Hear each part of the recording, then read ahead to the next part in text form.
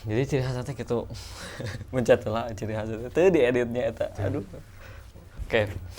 Assalamualaikum warahmatullahi wabarakatuh. Selamat datang masa depan kembali dengan masa lalu. Itu dia opening yang sangat fenomena dan sangat inspiratif lah. Nyeleneh.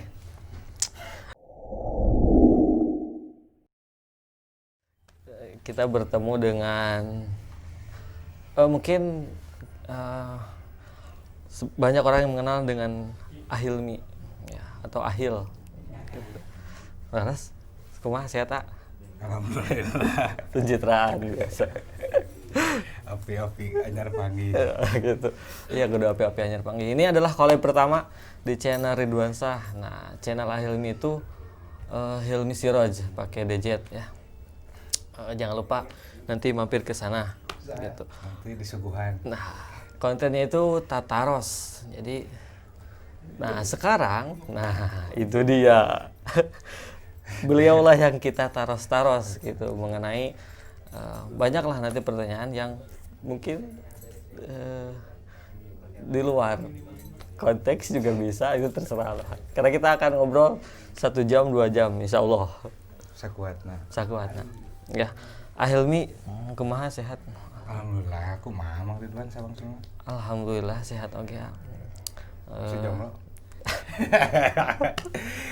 Gitu, Jadi interviewer itu harus curi star. Astagfirullahaladzim. Bisa curi starnya teh.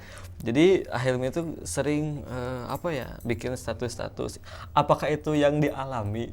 Status mendalam. Status ya kata-kata apakah suka atau memang dialami secara langsung? Bergantung sih, maksudnya tidak selalu apa yang kita tulis adalah apa yang kita rasakan. Okay. Kadang-kadang cuma kita pikirkan, kadang-kadang terinspirasi dari kisahnya orang. Jadi hanya semacam penerjemah dari apa yang orang lain rasakan. Ada tidak yang betul-betul itu dari hati gitu? Oh banyak, tapi saya tidak bisa sebutkan yang mana. Karena lupa. Ya. Ahilmi, jadi kita tentu ingin tahu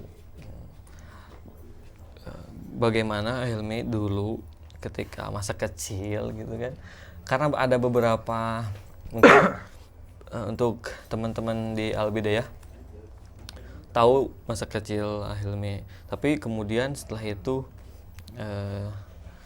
karena Kecipulus langsung ke Kecipulus di usia berapa ya Kecipulus? Waduh, dukateun. Karena kan memang tidak ada momen yang pasti di mana misalkan tahun sakieu ya ngalih atau tahun segini nih pindah hijrah gitu, nggak ada momen yang pasti karena natural, jadi untuk ngajak gitu mauan lumari mauan baju gitu, tapi ya berangsur karena mungkin misalkan di Cipulus sudah lama kabetahan tungtungna nyicil gitu ngambil baju, jadi tidak bisa dikatakan set tahun segini atau tanggal segini, enggak. Tapi kecil di Cangkora dulu kan? Lama di Cangkora. Tapi sebetulnya itu tema tentang ini tuh penting nggak penting karena buat apa orang lain tahu. Iya, tapi kan ini pertama kali loh. Ini pertama kali dibahas gitu. Karena saya dulu mengalami masa itu gitu ketika Ahilmi di Cangkora main bola ya. Gitu. Terus lembun bola ada pepes teh ngambek gitu. Beja ke Magejal gitu. Eta mah sangat anak kecil sekali, namun teh itu lain. Ya, tapi itu jadi momen historis bagi saya pribadi lah, yang mengalami itu. Kang Ridwan Rois. Sabar aja Rois teh. Ente atuh can jadi Rois atau masih MTS, masih Cahyana itu Kang Cahyana itu masih suka-suka main gitulah. Dan memang nyeleneh dari dulu juga. Gitu. Ahilmi itu beda gitu. Ketika saya menanya, apal tuh Alpiah? Apal? Kumaha Alpiah? Dijawab Alpiah. Saya masih ingat pertanyaan itu. Saya sendiri sudah lupa. SD di mana? SD nu mana heula. Jadi kita akan menguak jenjang karir sekolahnya itu karena dan sekarang ini sampai ke Kairo kita harus tahu Kayaknya lahir di Dustira. Oke. Rumah sakit Dustira. Oke. Terus singkat cerita masuk SD pertama kali di MI namanya Ibtidaiyah. Ibtidaiyah mah madrasah. TK ente. TK. TK. Bahkan playgroup. Wis. Gaya tuh playgroup PAUD kan nama. TK nanti As-Salafiyah Batu Jajar, terus MI Raudatul Ta'lim MI nanti. Batu Jajar. Kalau nggak salah setahun atau setahun setengah ngalih ke SDN 1 Limbangan Timur di Garut di Bihajah Mila. Kemudian entah satu semester entah satu tahun pindah di ke Purwakarta SDN 2 Wanayasa. Wah, tilu tahnya. Terakhir namatkeun di Cimareme SDN 2 Cimareme. Nah, itu yang saya ingat di Cimareme. Jadi opat SD sampai kelas tamat. Dari kelas 4 sampai kelas 6 di Cimareme. Jadi 3 tahun itu masih pindah. 6 tahun itu. Enggak 3 tahun dulu. 3 tahun pindah tilu. Anu 2 tahun 3 tahun berarti kelas 4 sampai kelas genep teh. 2 tahun di dia. 3 merenya. 4, 5, 6. Itu di Cimareme. Setelah itu SMP-nya sanawiyah Mas Santren di Brebes. Al-Hikmah 2 Madrasah Sanawiyah Al-Hikmah 2 gitu. Nama sanawiyah saya lupa. Menang sekitar 4 bulan gitu. Libur pertama itu langsung gering, cacar, amandel dan sebagainya lah, sehingga bolak-balik rumah sakit sekitar 2,5 bulan gitu atau 3 bulan lah. Di opnam terus berobat jalan dan lain sebagainya. Hingga tinggalin tah sampai akhirnya nggak tahu di DO, nggak tahu mengundurkan diri. Pokoknya mah dilatih gue. Pokoknya mah dilatih di rumah teh, udah gering.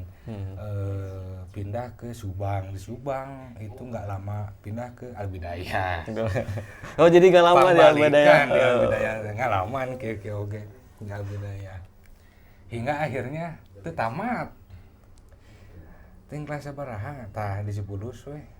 Yang seharusnya di Cipulus teh pindah sebetulnya mah disuruh untuk sekolah di Cipulus. Tapi karena saya Mas Soleh dan Bager teh jadi mung sekolah. Sampai kelas lupa tah duka pernah kelas 3 duka encan sanawiyah teh ngan artinya lamun teh pindah kelas 2 we nya tamat misalkan kelas 2 teh tamat 2 tahun tah tilu sakola. Geus tilu sakola dewe. Jadi 8 tahun karir sekolah formal itu menghabiskan 7 sekolah. Oplas dulu dong. Santekan aja yang playgroup. Jadi lamun jadi pemateri itu kurikulum kita teh murud dua berarti. Murud dua, tapi wah nu tamat. SD heula sebutkeun. Nah itu. Terus aliyah? Pengalaman. Nah itu mungkin ada yang bertanya tidak aliyah tapi bisa kuliah di mana? Di Azhar. Kairo. Nah sekarang itu sedang pulang ya? Sedang pulang. Dalam rangka sedang libur. Maksudnya memang libur, tapi bukan karena COVID juga. Memang libur. COVID itu sebetulnya tidak tidak melancarkan kepulangan, justru menghambat. Harusnya sudah pulang. Ya, harusnya sudah pulang dan harusnya banyak yang pulang, tapi karena COVID jadi ribet dan lama serta mahal sehingga yang biasanya pulangnya banyak gitu jadi segelintir lah. Memang tapi masih banyak sih yang pulang. Nah, teman-teman yang lain di Kairo juga pada pulang gitu. Nah, itu kumaha gitu. Pakai ijazah apa? Ke sana? Oh iya ya. Nah, habet kudu ka Al-Azhar ya karena setahu saya pada waktu itu cuma ke Al-Azhar atau ke Maroko atau ke mana dehnya hari teteh. Pokoknya seleksi Timur Tengah di Kemenag. Hanya itulah akses saya untuk masuk kuliah tanpa boga ijazah aliyah atau SMA atau SMK gitu ya, atau SLTA sederajat. Jadi Kemenag sebagai panitia seleksi itu mereka menerima ijazah pesantren. Tapi bisa dari ijazah lain juga. Bisa atau khusus dari aliyah, dari sanawiyah, dari SMA, SMK, STM mun aya keneh mata semea bisa. Nah, buat teman-teman bisa gitu. Tapi ada harus skill, kemampuan atau hafalan Quran 2 juz. Hafalan Quran 2 juz. Nahwu, sorof, dasar-dasar agama lah karena itulah. Dan itu pure atau murni di beasiswa dikasih full? Enggak, jadi pada saat itunya saya nggak tahu sekarang karena kan tiap tahun hampir ada perkembangan, jadi kadang-kadang beda. Jadi beda-beda tiap tahun. Ya ada perbedaan-perbedaan yang kadang-kadang signifikan, kadang-kadang sedetik lah beda itu. Cuma secara umum jenis atau golongan mahasiswa anu aya di Mesir itu terbagi ke dua golongan. Pertama full beasiswa, yang kedua non beasiswa. Nu disebut non beasiswa adalah orang-orang yang tidak diberi uang saku, tidak dijamin makan, tidak diberi asrama gitunya. Anu full beasiswa diberi asrama disediaan, dahan di Paraban gitulah. Akhirnya termasuk yang mana? Non beasiswa karena yang full beasiswa itu kalau nggak salah kuota Kemenag itu 20 orang per tahun teh. Dan itu biasanya banyak karena balik lagi karena birokrasi jadi ada pending. Misalkan saya seleksinya tahun sekarang dapat beasiswa tamang kata tahun hareup jadi gancang keneh non beasiswa. Non beasiswa mah seleksi ayeuna lulus mangkat ayeuna gitu. Terus biayana kumaha? Biayana non beasiswa oge sebetulnya murah jeung UIN Bandung mah jigana mahal kana di UIN Bandung. Waduh. Mahal kana di UIN Bandung karena di Al-Azhar mah khusus negara-negara anu punya kerjasama dengan Al-Azhar itu mereka dibebaskan biaya kuliah sehingga unggal tahun teh mah ya. Jadi sebetulnya tidak bayar kuliah itu. Tidak, ngan bayar kehidupan lah. Ya lamun bayar ke kampus itu palingnya 200.000 lah setahun teh atau merenjeng modul-modul diktat lah. Oh gitu. Jadi tetap sejuta kita mah kurang. Ngan bayar itu teh 200.000 teh lain bukan UKT atau semesteran bukan, tapi eta mah biaya bikin kartu mahasiswa jeung biaya administrasi lain-lain lah. Administrasi perpanjangan visa sebetulnya mah. Jadi kuliahna teu mayar, ting dosen ting dihonor ku saha eta. Semester berapa sekarang akhirnya? Semester 2 meureun naik ka 3 lamun naik teh ge. Rencana berapa tahun tah kira-kira? Nya lamun lancar meureun 3 tahun deui. 3 tahun deui. Lamun lancar. Karena kan sebetulnya yang membedakan Al-Azhar beda lah. Kuliah di Al-Azhar dengan kuliah di UIN atau di Indonesia lah gitunya. Karena di Al-Azhar mah kuliah teh hampir siga sakola teh dia hampir nggak ada tugas harian. Tapi semua nilai teh bergantung pada nilai UAS. Dan walaupun niron misalkan UAS. Bisa mah. Oh, itu bisa. Nah karena dia UAS ketat, dia siga UN UAS teh. Kos UN. Dan juga ada UIN gitu. Tuh yang pengalaman. Jadi bisa mengarang bebas, bisa googling gitu. Tapi di UIN itu sih. Udah tidak dibawa ke rumah didinya jadi kos UN ketat, kos tryout gitu. Nah, ya kos sekolah kos SD lah, UN SD kan ketat gitu di social distancing gitu. Terus teh pertanyaannya esai. Itu sudah penjurusan berarti. Jadi beda, apa bedanya dengan kampus-kampus Indonesia lah? Kita nggak pilih jurusan dari awal. Oke. Kita cuma pilih fakultas. Fakultasnya? Fakultas favorit di Indonesia, fakultas favorit di Al-Azhar, favorit bagi mahasiswa Indonesia itu ada Gato 4, Gato 5. Pertama Usuluddin, 2 Syariah, ketiga Dirosat Islamiyah, keempat Lughoh, Adab dan Lughoh gitunya. Terus teh kalimana dakwah. Ahil sendiri berarti Usuluddin.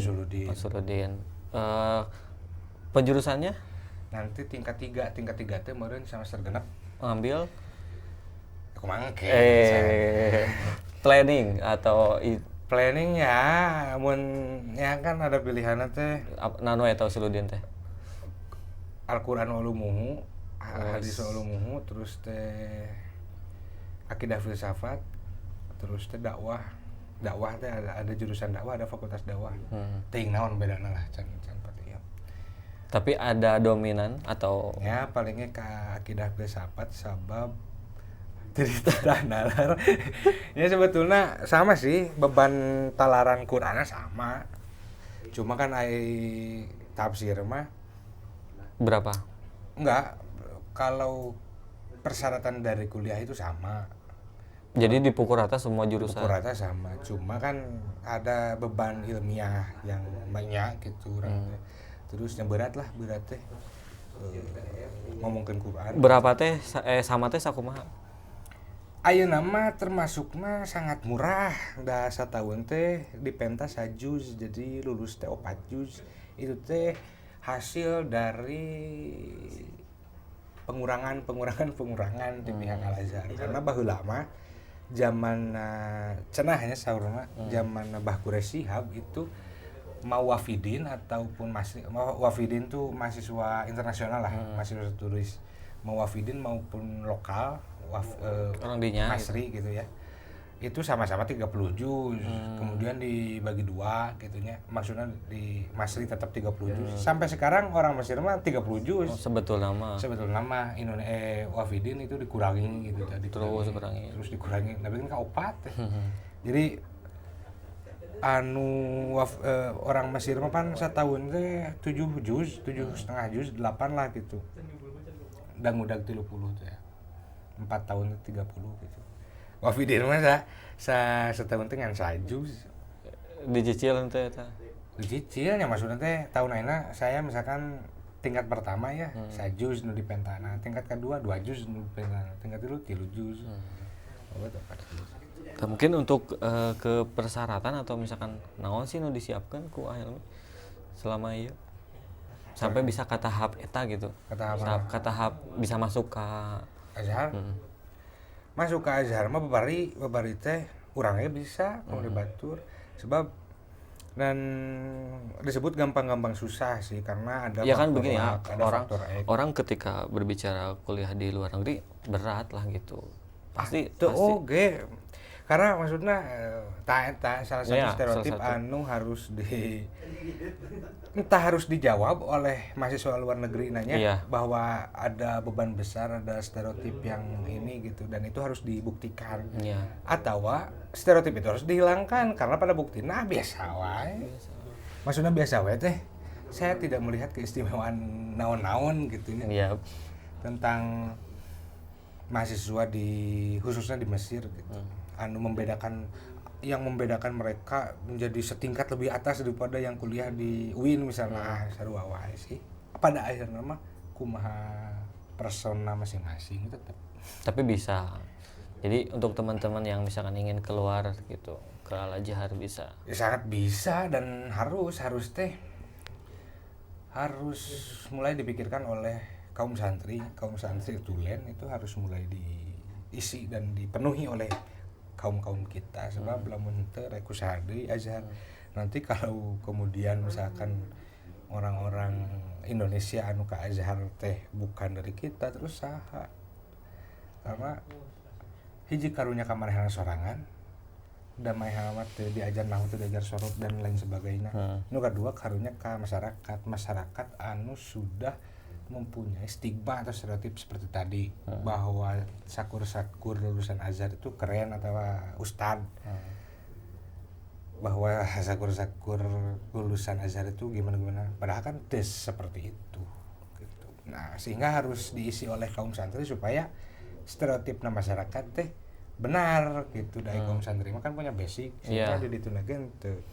Mau untuk teman-teman yang pesantren itu mau jauh ting lah gitunya. Jauh ting kumaha? Ya moal sieun sampaikan ka tong sieun dah memang balik dari titik nol sebetulnya mah. Semua sama balik lagi dari nol. Semua sama balik lagi titik nol. Cuma yang membedakan kaum pesantren dan yang bukan itu basic manehna, dan itu penting. Gitu. Terus yang dirasakan mungkin perbedaan ini dari kurikulum misalkan. Selain tadi penjurusan apa yang dilihat cukup sebenarnya beda? Saya nggak bisa ngebandingin sama kuliah di Indonesia ada pengalaman. Cuma kalau dari yang didengar dan dilihat itu yang ini positifnya di Azharnya di Mesir itu produktivitas para intelektual itu patut diacungi jempol, jauh jeung di Indonesia. Lamun misalkan di Indonesia buku rujukan anu dijadikan referensi skripsi atau perkuliahan itu tahu lamun lain buku dosenna anu ditulis ku manehanana meunang ngangkum. Ini buku beli gitu. Nah, lamun teh buku nu gitu, buku anu master tapi nu tahun baraha mah gitu. Artinya kan ada perbanyak ya misalkan. Ya, artinya kan ada ruang kosong di mana intelektual di Indonesia teh henteu memperbaharui eta gitu loh. Henteu memperbaharui dengan teori-teori yang baru. Jadi satu referensi pada akhirnya. Itu bukan diskusi berarti kan. Nah, sementara di Mesir itu nggak tahun, hampir nggak tahun ada. Jadi dan itu banyak mungkin tidak hanya satu buku. Dan jadi di Mesir itu ada event besar namanya book fair lah gitu. Itu book fair itu jadi hajat besar bagi kaum mahasiswa, akademisi dan lain sebagainya. Pameran buku teh. Di sana itu kita disuguhkan dengan ribuan buku baru setiap tahun. Sehingga jadi rame gitu diskursus teh lain yang saya ukur dina tawahat tanapi status Facebook tapi dina buku gitu.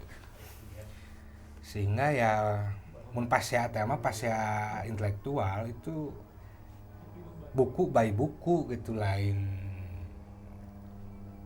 amak lain benci gitu tapi ya buktikan weh gitu lewat karya ilmiah deh gitu. Jadi terus diperbarui gitu. Terus diperbarui. Nah, ongkoh Mesir teh secara secara infrastruktur dan lain sebagainya nama asa tinggalin dari Indonesia tetapi dina hal intelektual jauh. Khususnya intelektual keislaman ya. Islaman. Kita tidak berbicara misalkan lain-lain lah ya. Nah, saya nggak tahu lah, nggak bisa menilai lah misalkan yang kedokteran atau di nama-nama saya nggak tahu. Cuma kalau berbicara keislaman, ya jauh lah. Nah, akhirnya di sana dengan siapa? Apakah ada teman-teman dari misalkan ya oke dah dari Indonesia itu berapa orang yang ke sana? Pada masa itu. Pada tahun 2019. 2019 kan berangkat. Berangkat 2018. Cuma pemilu 2019. Nah, di sana kan ada jumlah pemilih. Oke. Jumlah pemilih itu 8.000 sekian. Dari WNI yang ada di Mesir itu 8.000 sekian. Campur mahasiswa naon we nya? WNI apa? TKW dan sebagainya. Nah, mahasiswa sendiri 7.000 sekian, 7.500. Jadi lebih banyak mahasiswa. Oh, jelas dah sebetulnya TKW ilegal kalau nggak salah karena tidak ada MOU untuk kerjasama. Ya. Beda dengan Saudi kan dilindungi oleh karena ada kerjasama permintaan kerja migran kan gitu. Dan di asrama gitu. Gimana? Di sana. Ada yang asrama, nu beasiswa teh. Ada yang kontrak rumah. Dan akhirnya kontrak rumah. Kontrak flat. Dan di sana apartemen. Kontrak. Biaya gitu. Biaya barangnya iya lamun satu rumah misalkan ada yang 3.000 teh 2.700.000 lah. Itu barang-barang kan bisa per bulan. Per bulan 2.700 untuk kosan mah mahal kan. Tapi itu dibagi 5-an, dibagi 7-an, dibagi banyak 10, lah gitunya. Gitu. Kan jadi murah. Jadi Jadi lamun di buku rata ya pada akhirnya kan biaya hidup mah kumaha gaya hidup. Gaya hidup. Tapi itu yang ingin ditanyakan, gaya hidupna gitu. Lamun gaya hidupna saya nggak tahu standarnya kumahanya, cuma asana teh bakal olokeun di Bandung atau di komo di Jakarta. Ya gitu. Jadi lamun misalkan rata-rata ongkos hidup mahasiswa di Bandung sabaraha misalkan seberapa? Ya. 2 juta. 2 juta teh mah misalkan di Bandung ya ongkos hidup kosan dan makan yang ulin yang kabogoh misalkan 2 juta lah nya. 2 juta teh balangsa apa mapan? Termasuk menengah lah. Jadi misalkan kosan 700, manehna nyepeng 1.300.000 gitu sebulan kan. Itu teh di luar biaya kuliah kan? Di luar. Di luar biaya kuliah. Di luar. Itu teh jang jajan hungkul gitu kan. Lega lah lamun teh mau nyepeng 2 juta di Mesir itu ya cukup. Kuliahnya tiap hari tapi. Nu daek mah, absensi kan tidak jalan. Itu jawabannya itu sakeunahna gitu, nu daek mah. Ya terus naon sih karena di Al-Azhar tidak sanggup untuk mengetatkan absensi karena jumlah mahasiswa itu melebihi kapasitas kelas. Jadi mau mungkin. Jadi teka hiji mah mau kapanggih we gitu. Lain Ya, hiji deui. misalkan 75% mahasiswa teu hadir. Jadi Indonesia mah asa didukung gitu ya buat mahasiswa itu.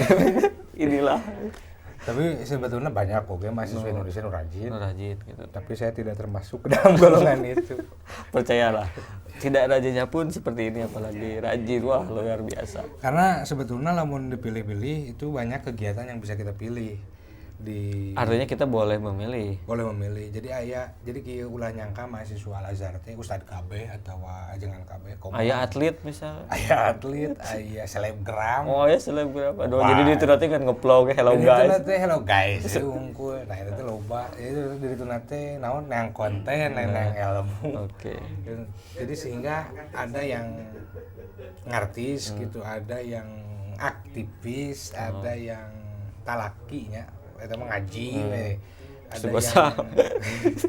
nah jadi kan di luar perkuliahan itu mereka mengadakan lagi gitu atau mengikuti lah ya. Jadi sebetulnya malah teman dibanding daging keneh dalam tanda kutip ya ngisi keneh di pengajian daripada karena namun di perkuliahan mah tinggal baca buku aja beres lah gitu. Tapi kan sehingga dengan longgarnya itu jadi kita bisa main keluar. Sudah kemana aja tuh main.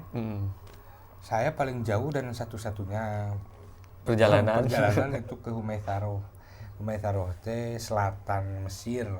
Ada di Instagram Sudan nggak tahu, nggak pernah post sih.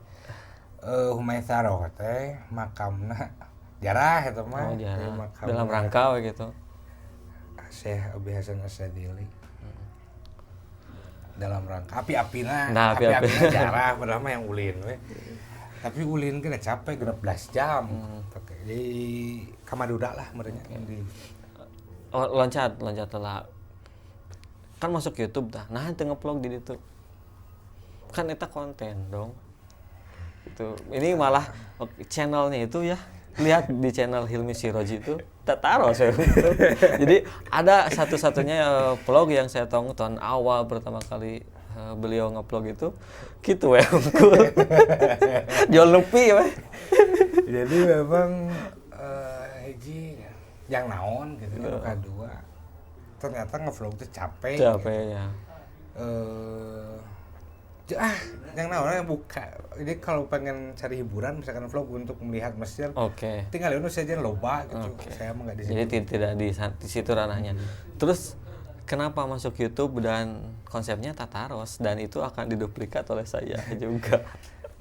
Masuk YouTube-nya saya tidak merasa masuk YouTube-nya tapi merasa YouTube memasuki hidup saya.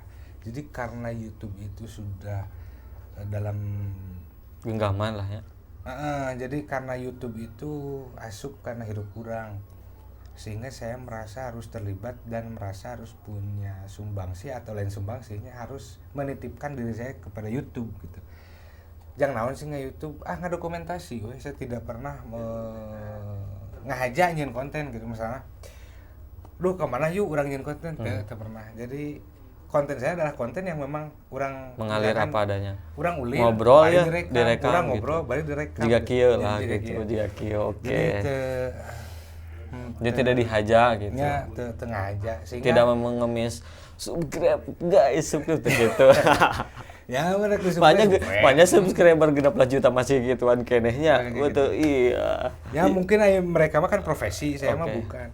Jadi nge-YouTube teh nyimpen atau nitip file sehingga nanti kan jadi kayak baheula ngabadikeun momen teh di foto make klise dicetak gitu terus kemudian diabadikan. Nah ayeuna mah meureun budayana teh direkam gitu diupload sehingga nanti tahun-tahun mendatang kayak anak incu urang lamun kealaman teh nonton aki urang teh pernah sekonyol ini gitu atau saya sendiri melihat diri sendiri. Dan itulah kena dibalik slogan kalau masa depan. Masa depan. Berarti tadi saya salah dong. Ya. Selamat datang, saya selamat datang masa depan. Iya, saya halo masa depan, kembali lagi dengan masa lalu. Nah itu teh karena saya menyapa diri saya di masa depan. Halo masa depan. Masa ini akan menjadi masa lalu bagi masa depan saya kan. Itu dia filosofinya. Jadi yang mau lihat saja openingnya itu memang sungguh unik lah gitu. Jadi alasan masuk itu adalah karena ingin menitipkan diri kepada itu digital lah kira-kira gitu, menitipkan dokumentasi. Ada konten lain nggak selain Tataros yang maksudnya variasi kontennya kan ada nge-vlog tuh satu.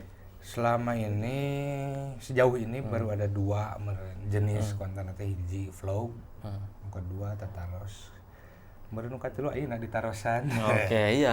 Bagaimana rasanya itu? Jadi kontennya itu kan Tataros we, terus kita kali-kali Tataros karena beda loh ketika ditaros itu dengan naros beda, dan pertanyaannya itu out of the box ada gitu kan. Nanti saya balas Anda. Tidak bisa. Karena ini adalah jadi begini, saya menggunakan kaidah kedua akhlak di atas hukum gitu ya.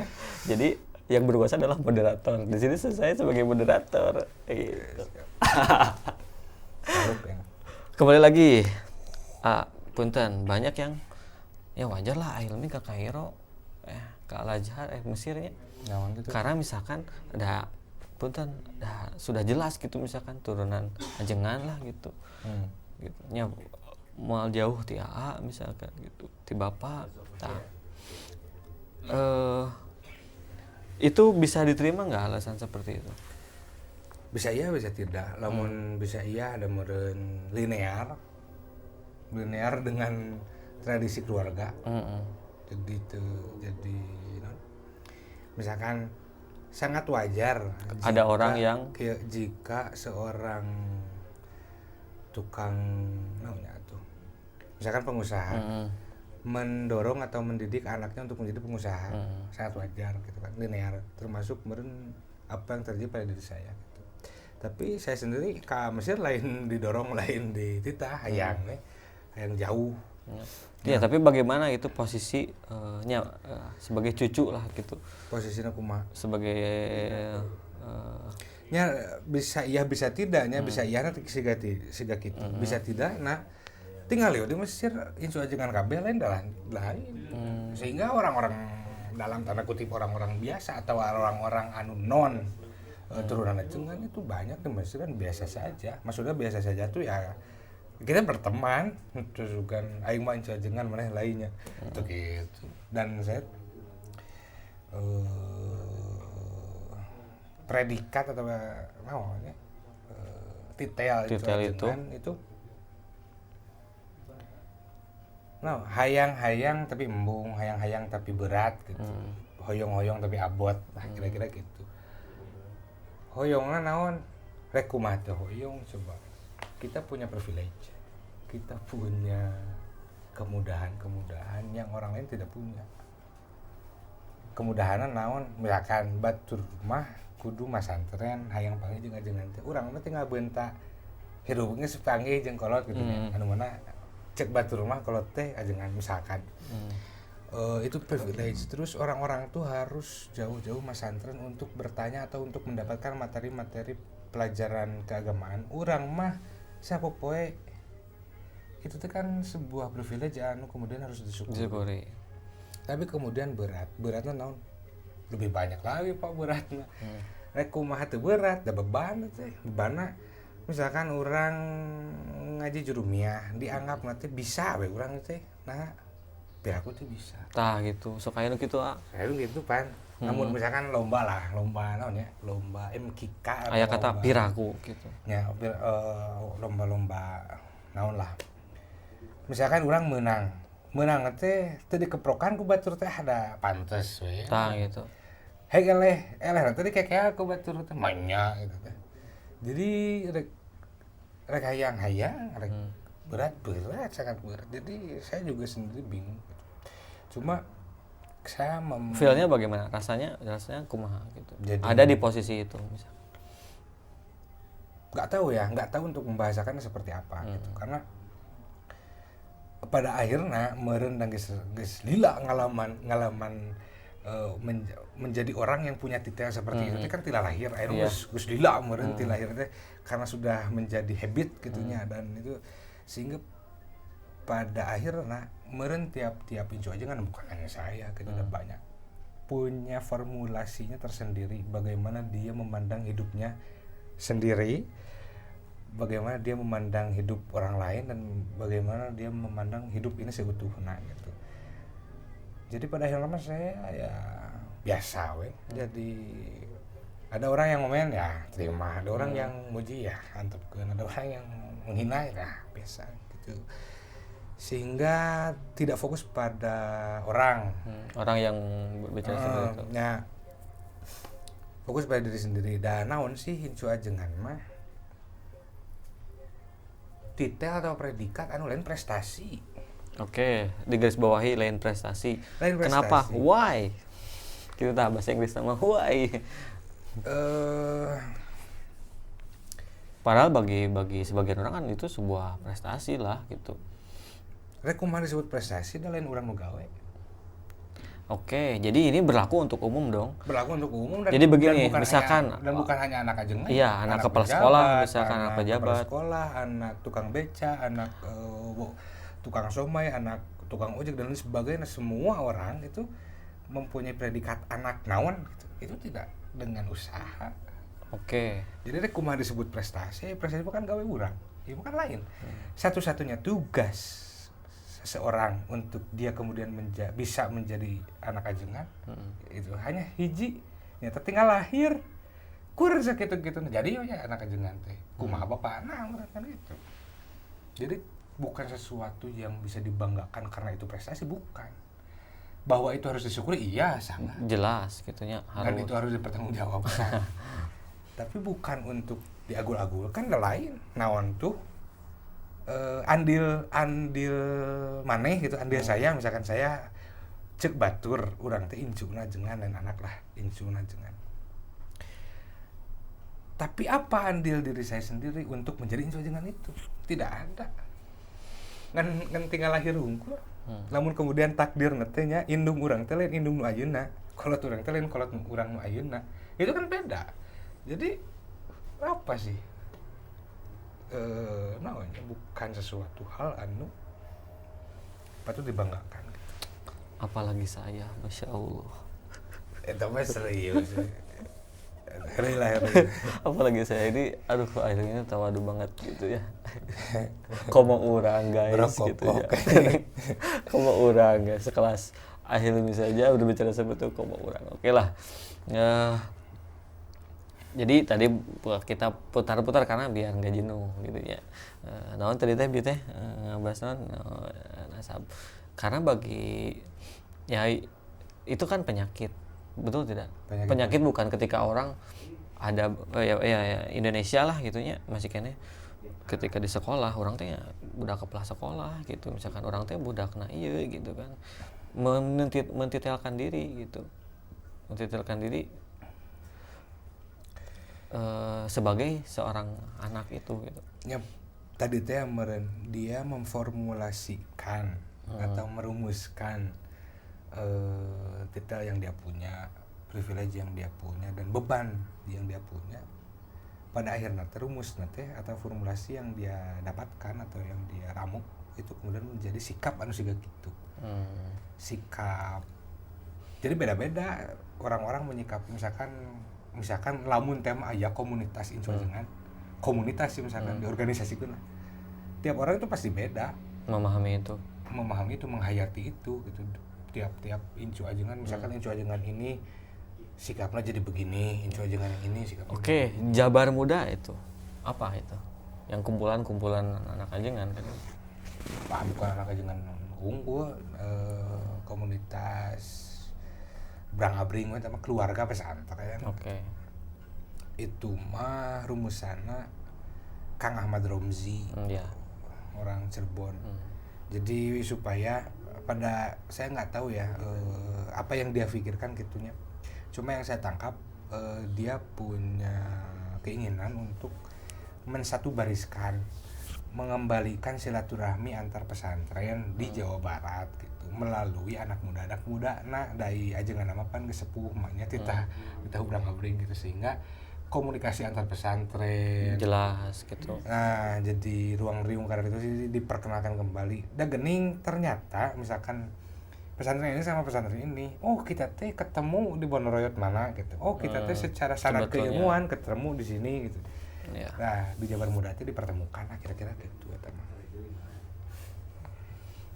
Bukan wadah untuk mengeksklusifkan diri gitunya aing ada. Oke, tidak.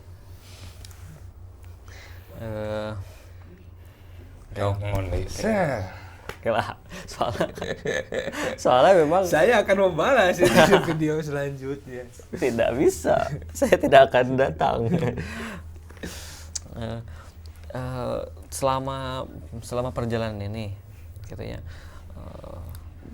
Sebetulnya kan ketika berbicara ilmi maka berbicara anak yang tadi saya menyebutnya nyeleneh itu karena berbeda dengan anak usia mahasiswa gitu, bahkan bisa mengalahkan dosen dengan saya jujur saja ketika pertama diskusi, wah dosen orangnya eleh ya jigana gitu. Karena apa, ketika ya banyak lah artikel-artikel yang di Kureta itu gitu kan. Nah, itu bagaimana bisa masuk di Kureta tulisan. Jadi sudah di mana saja tulisan-tulisan Hilmi dimuat. Itu mah sedikit tulisan-tulisan mah. Jadi sedikitnya itu guys bukan 3 tulisan atau 2 tulisan, bukan. Di Kureta mah karena pada saat itu, entah kalau sekarangnya Kureta, pada saat itu memang tidak ada seleksi sehingga siapapun yang menulis ya akan dipublish gitu. Saya coba-coba teman diajar nulis. Tapi kan nggak semua orang dipublish lah lamun tulisanna. Nggak tahu kalau itu urusan redakturnya. Saya mah diajar nulis gitu, diajar ngirimkeun kemudian dipublish gitu. Ya terus kan pertanyaan mendasar kumaha sih ya cara nulis gitu bisa dipublish gitu, bolak-balik Ansor Jabar misalkan tulisannya gitu kan dimuat di mana gitu. Terus kalau untuk dipublish saya nggak tahu karena itu kan urusan redaktur. Kalau untuk nulis itu kan untuk dipublishnya saya. Kalau untuk nulis ya tinggal nulis naon sih. Jadi menulis mah nulis gitu. Apapun nulis, itu gitu. Apapun itu, kumaha pun itu, bagaimana gaya tulisan juga kumaha wae. Nah, itu kudu pikiran. Tulis tulisan jelek itu lebih bagus daripada gagasan yang bagus tapi tidak ditulis. Catat guys, tanya non. Tulisan yang bagus adalah tulisan yang buruk atau tulisan yang jelek itu lebih bagus daripada gagasan bagus tapi tidak ditulis. Gitu. Jadi mikir hungkul gitu pada akhirnya tanpa ada tulisan. Karena kan otak jelema teh hebat sekaligus lemah, hebatnya kumaha. Dia bisa berpikir apapun, dia bisa mikir sejauh apapun. Tapi lemahnya dalam tanda kutip memori. Jadi bisa poho, bisa naon. Nah, tulisan itu mengikat memori eta sehingga tulisan-tulisan yang poho oge aya tulisanana gitu. Misalkan saya sudah nulis ya lumayan gitu ya. Di apa blognya? Namanya Podik Celoteh Akhil. Oh, celotehakhil.blogspot.com. Misalkan saya pernah nulis itu. Apakah saya ingat semua tulisannya? Tentu saja tidak. Itu. Jadi kadang-kadang namun kita kembali lagi membaca tulisan-tulisan yang terdahulu ya membawa pasti jelek. Tulisan 2 tahun tidak mungkin tidak ada yang diingat, terutama untuk kutipan-kutipan cinta. Pasti ada favorit quote. Favorit quote yang dulu zaman BBM dikirim ke saya yang tentang mantan. Yang saya masih ingat bahwa sialnya gitu. Sialnya dengan wasilah dikau eta bukan apa. Itulah pokoknya aya ya kurang dicek ya. Arek mau dicek. Aya kene. Saya sudah terlalu bahagia untuk ngomongin masalah itu ya. Oh, jadi sekarang itu tidak menulis hal-hal seperti itu nulis atau sih masih kadang tapi ya ayo baheula mun keur memejehna karena eta karena ada tidak pasti gitu, tidak berarti karena saya menulis tentang itu berarti saya mengalami itu, tidak juga, karena ngumpulna meureun jeung penulis-penulis anu siga kitu, bacaanna meureun bacaan-bacaan anu seperti siga kitu, sehingga kan itu mempengaruhi gaya tulisan, isi tulisan, gagasan tulisan, itu kan sangat mempengaruhi. Ada begini, ada orang yang membuat status itu untuk seseorang, untuk supaya dibaca oleh seseorang. Ada tidak tulisan yang dimuat untuk menyampaikan, untuk dibaca oleh seseorang? Iya. Inbox we naon status. Oke. Kalau misalkan tujuannya untuk dibaca oleh seseorang. Iya, kan ada sebagian orang yang berpikir bahwa distatusin sajalah gitu supaya dibaca oleh orang. Jadi tidak di inbox, terutama untuk perempuan. Gitu. Bisa gaya-gaya cewek. Jadi inbox we. Inbox we, memang jangan saurangan mah, kecuali memang gagasan atau tulisan anu personal tanpa tertuju pada siapapun. Gitu. Atau mungkin kita tertuju tapi tidak untuk dia baca gitu. Misalkan saya menulis ini teruntuk si A gitu, tapi bukan hanya untuk si A dibaca nanti gitu, untuk semua orang. Nah, itu status. Hal-hal yang benar-benar personal yang harus dia baca, jangan lalu status kan pernah ya fitur inbox. Kemudian Facebook teh mantap, japri. Tapi memang itu dialami. Fase itu dialami. Pernah sakit hati berarti? Oh pernah. mulai. Iya kan? Sakit hati ya bukan pernah lah, ngaranna jelema. Ya mengalami, maksudnya kan mengalami berarti mengalami dong. Karena naon banyak. Sekarang saya bertanya sedikit loh. Kenapa dan karena sakit unggul? Banyak hal. Oh, banyak karena hal. Banyak hal. Salah satunya kehilangan. Salah satunya kecewa. Hal-hal seperti itu. Tapi lawan jenis kumaha? Nek kehilangan kumaha memiliki kesan pernah. Jadi orang-orang yang merasa kehilangan itu orang-orang yang merasa memiliki, padahal mah henteu. Jadi namun ayeuna orang merasa kehilangan, aku mah kehilangan memiliki gitu. Tapi ada niatan untuk merasa ini. Memiliki mungkin iya. Anjay, merasa memiliki. Tapi padahal mah henteu. Berat guys. Jadi semuanya akan indah pada hal manteu. Gitu. Semuanya akan indah pada manteu. Kenapa merasa memiliki sendiri? Enggak, maksudnya merasa memiliki teh tidak melulu soal cewek gitu kan. Kan saya membahas itu. Om merasa memiliki misalkan punya gebetan atau gebetan. Inceran, terus kita merasa bahwa kita memiliki dirinya. Itu kedukat teh atuh. Nah, nama. Tapi pernah tidak menyampaikan pesan itu bahwa ya bahwa kita ada maksud dan tujuan dan daftar isi. Kadang kan itu daftar pustaka gitu kan. Bab 4 kesimpulan. Jadi ini karena ini hal-hal yang tidak mungkin orang lain tanyakan. Itu karena pada ini adalah momen yang aduh mau bisa kan mau bisa di-skip, mau pada mana lama mungkin. Punten dia bisa akhlak orang wahan gitu di dia. Karena saya moderator, bebas dong. Naon pertanyaannya? Pernah tuh gitu menyampaikan? Oh, pernah. Dan bagi saya itu merupakan hal yang biasa. Maksudnya biasa teh bukan sesuatu momen kudu disumput-sumput atau kudu diengke-engke gitu. Mun bogoh mah nya ngomong we. Bagi saya.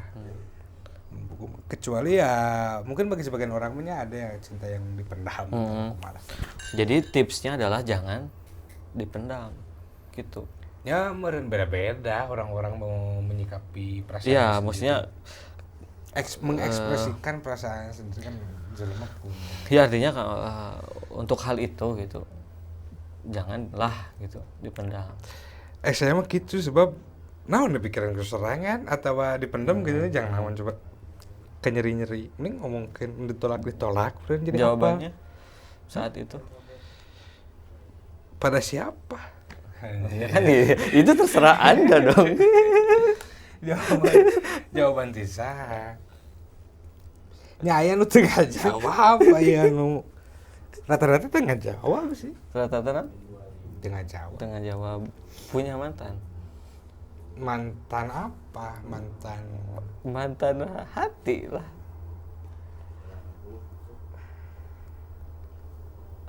Mantan ya maksudnya Ya artinya kita pernah mantan tuh iya gitu maksudnya kita pernah lah sebagai jadian gitu.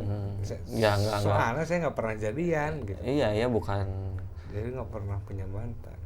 Tapi tetap komunikasi jalan.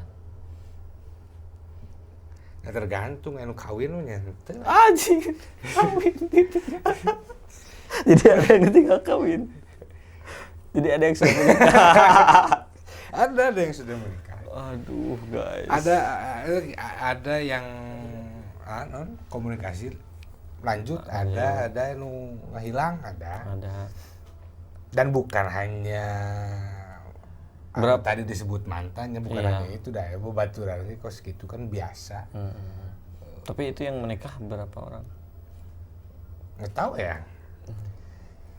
Sudah berapa atau satu orang yang sudah meninggal? Karena bahaya nyebutkan jumlah, bisa anu teka itu. Wah anjir. Bahaya nyebutkan jumlah, bisa anu ka aku padahal malah urang mengaku kemehan-mehan teu. Kumaha coba gitu ya. Kan, jadi bahaya nyebutkan.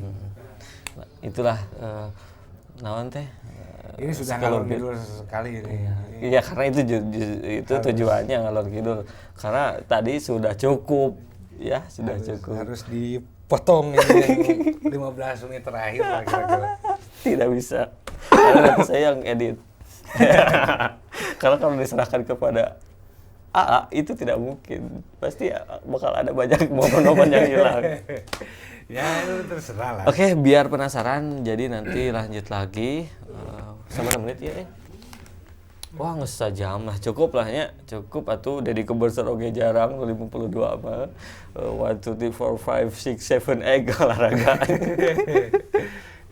Sampai bertemu lagi di karena Akhilmi sudah lamun teh mah ngambek sebenarnya itu nya. Tuh, guys.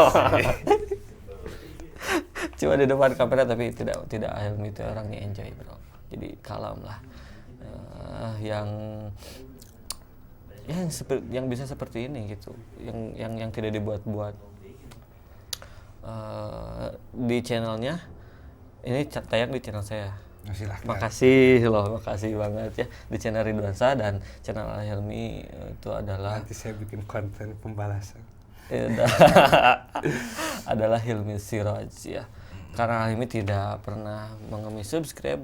Untuk kalian yang nonton video ini, saya yang mengemis, tolong subscribe sebagai apresiasi terhadap beliau Hilmi Siraj dan jangan subscribe video saya.